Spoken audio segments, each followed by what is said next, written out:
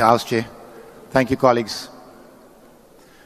One police general makes an allegation, commissions ad hoc committees. I'm surprised you didn't bring the FBI in here. 3,000 colored boys die every year. Nothing. But I wanted on the record today that the National Colored Congress appears to be the only party that has not fallen for General Mkhwanazi's scam. We must ask the valid questions. Why is a fine young officer like Bongeng Nkosi Dlamini locked up on 2 case laws that don't exist in the province that is governed, so to speak, by Mkhwanazi? Why is the killer of Sandiso Makaka willing to speak in court but prevented to? He claims that policemen drove him from the scene of the crime, the same province run by General Mkhwanazi. We speak of the whistleblowers. I am the whistleblower in this case. He's a reactionary.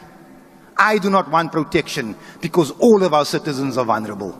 Tonight, 10 more of our sons die on the Cape Flats. Where's the commission into this?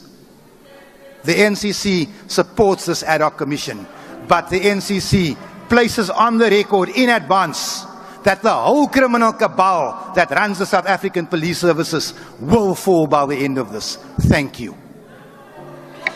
Thank you. The PIC.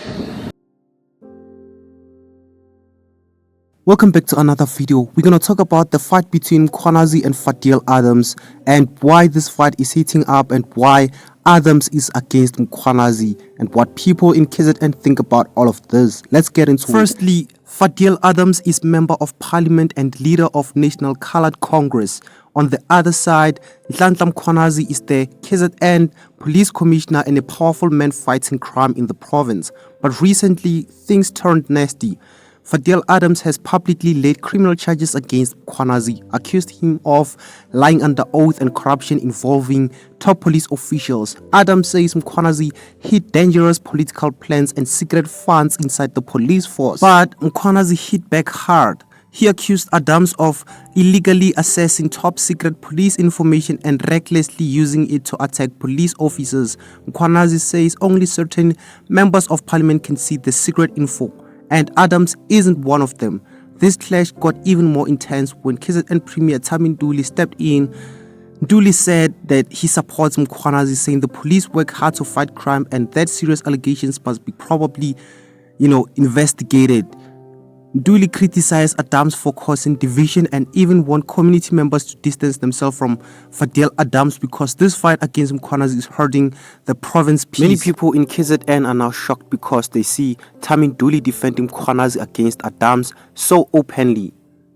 It's made many people in community doubt Adams' motives and question his leadership. Because of this, some KZN residents are saying that they will stop supporting Fadiel Adams. They believe his constant attacks on Mkhwanazi are distracting him from real issues like crime. After all, Mkhwanazi has built a strong reputation in the province and Tami Nduli's backing has strengthened that. The Premier's firm defense of Mkhwanazi and warnings to the community show just how serious this fight has become, and many in the province may soon turn away from Adams as this drama unfolds.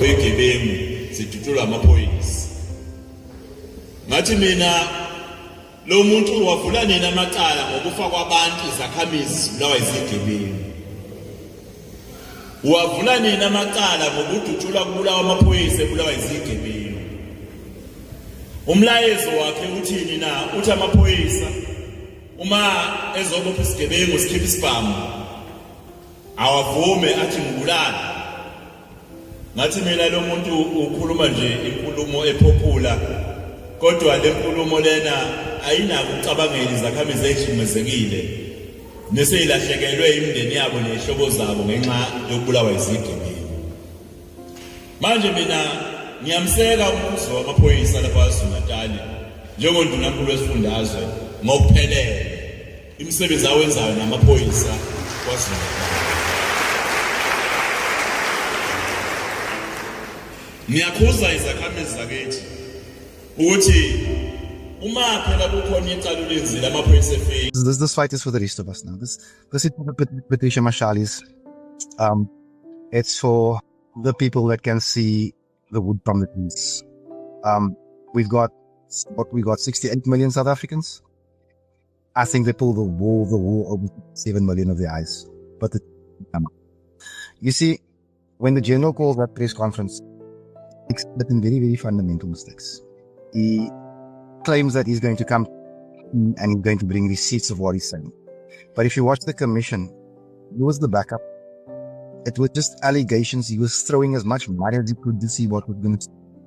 But the general must answer a few fundamental questions, like what was the need for that military attire, and who was he talking to when he was screaming, "Rise up, rise up"?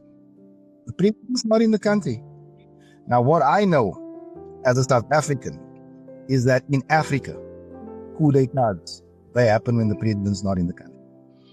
People are calling that a show of force. Well, he's saying it was a show of force. I'm asking, was it sedition? Was he trying to incite a coup? Because I'm beginning to understand that those charges that I laid, the 7 generals are now before the court. They appeared before court yesterday. I'm beginning to understand that this is really irked General Mkhwanazi. And all of my charges, except one, they relate to the Secret Service fund, the slush fund, the ATM for certain high-ranking policemen.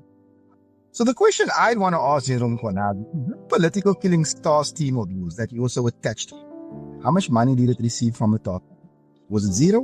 Or was it millions? From the slush fund side? Or was it millions? Because this stars team, it seems to be in constant need of money. And people need to question this. Because how do you give 100 million rand per year to a task team comprising of, I think, it's 39 members? Or maybe let me start with Mr. Adams. The story is about Mr. Adams gone to police station to open a case against me. We'll deal with that at the head of committee. If there's any case open at the police station, anyone has got the right to open a case. Police must investigate, and if there's a crime committed and the police feels that they must take that into the courts, and the courts, if they decide to prosecute, will prosecute. I was never afraid to be prosecuted. I'm not going to be afraid to be prosecuted now. So if Mr. Adams, who I spoke about in that commission, feels that he must then use the strategy to threaten or intimidate, it's okay. I'm not afraid of that. We already understand which side of the law he is. We'll find each other at the right place. Let it happen. He must bring it on. I will never be afraid of it. I'm still going to go back, I'm told, back to the commission, to the other committee, so we'll appear there and go and explain. And as I've said before, what I presented before the citizen in July, I beg your pardon, was not my making alone. It was the South African Police Service members, hardworking men and women, who are frustrated. And I'm sure as we are watching what's happening in the commission, we get to hear more and more police officers talking about their frustrations. So I said in my presentation, I've said in my statement, what I'm talking about is information I have.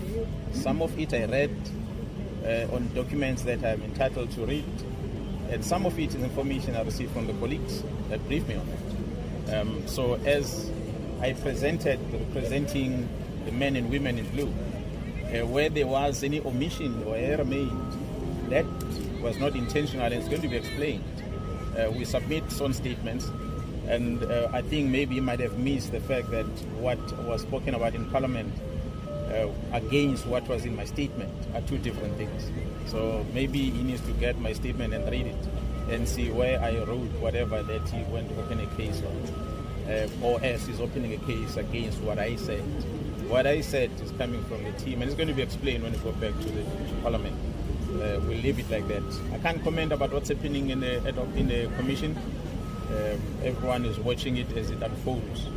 So what I've said before, what we are comfortable with as law enforcement is that at least that gives us a space to be able to do our work. Because all what we are crying for is an opportunity for us to do our work. So as we do our work and be allowed to do our work, that's the only opportunity that we are crying for. So at least we are seeing some activities happening now. We are quite happy with some of the things that are coming out, so that at least society get to see the frustration that men and women are facing on a daily basis as we go about their business. We always say police are only responsible for investigating crime, bringing the perpetrators to court. someone else, another department, take it from there going forward. But if our efforts is frustrated one way or another, we have to find means to make sure that we are able to enforce the law. But if we are frustrated, like in the instance, in extent that it happened, we were left with no options but to bring it to the attention of the public. And I'm glad the President took the decision he took to establish a commission. And I'm happy that Parliament is embarking on the process that they're busy with. That will help us all. So that's all we can comment on for now. So please, may I ask yourselves, your fellow colleagues, never to ask many questions about the commission again, never to ask many questions about what's happening in Parliament. It's a process of Parliament, it's a process of the ad hoc committee of the President. I'm just a small part that to contribute a piece that I contributed, and the rest of our colleagues are appearing there, contributing their part. It's not about me, it's about the South African Police Service. So I would like to be given that space in future. Thank you so much. Okay, colleagues.